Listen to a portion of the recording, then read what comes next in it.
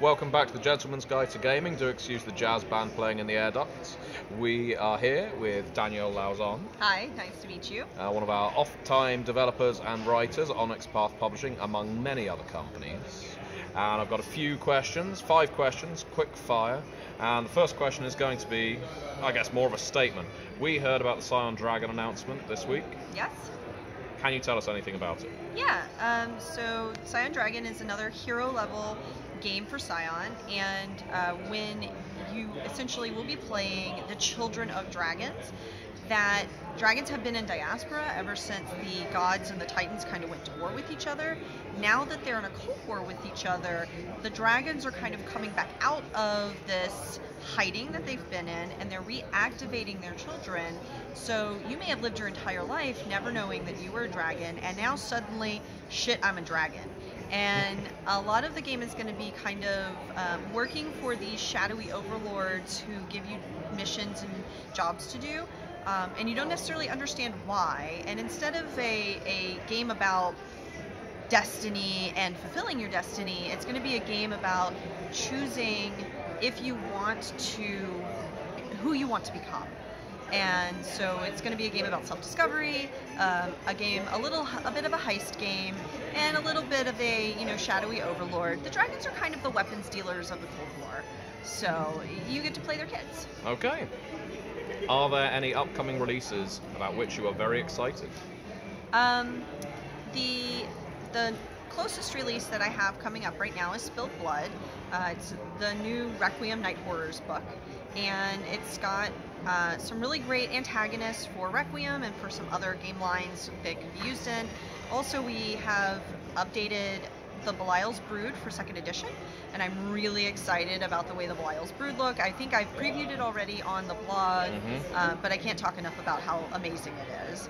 And our writer on that, Rachel Wilkinson, she's a brand new writer, have never written for us before, and I handed that to her, and she turned back probably the best piece on the book. And based on Rachel's work on that, which I got a chance to preview, that's what has led to me hiring her on Vampire the Masquerade projects, including she's on the Chicago stretch goals, and I believe, and I may have to correct myself, I believe I may have her on the Blood Cults book as well that's coming up. So Rachel is definitely one to watch. Yes. Okay, so in terms of releases over the last couple of years, is there one over which you're particularly proud? Oh man, I have a lot of books that have come out. I really like 1,000 Years of Night. It's probably my favorite Requiem book right now.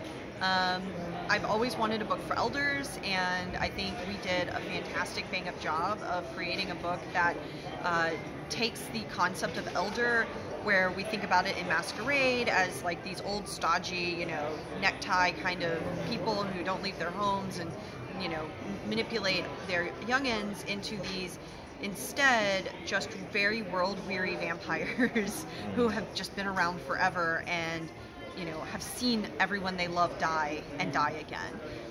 And I'm really happy with how we translated the concept of living forever and elders to the Requiem Chronicle.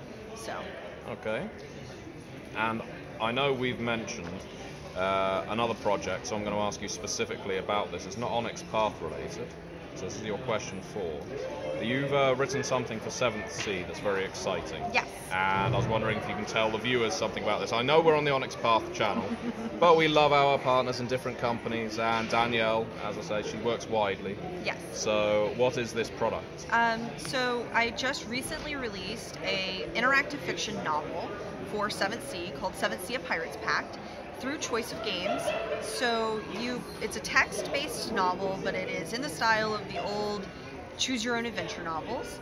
And as you make choices, you have a character, it has stats, you can see your stats. As you make choices, your stats change, and then later in the game, the choices you make are, maybe you want to kick someone in the face. Well, if you haven't been building up your strength stat, you fail at kicking someone in the face, and there's consequences for failure, and then there's achievement for success.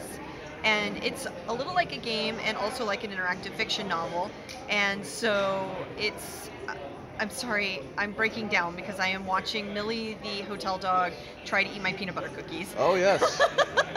Oh, well, this could go horribly wrong. It could.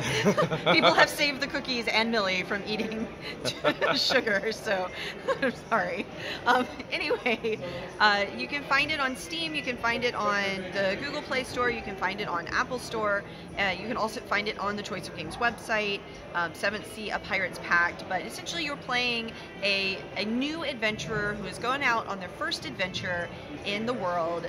You're trying to make it from your homeland, wherever that may be, you have choices, to Montaigne, but instead you get waylaid by pirates and go on a big adventure down into the Ataban Sea, where you must defeat a band of slavers to help pirates rescue their crewmates.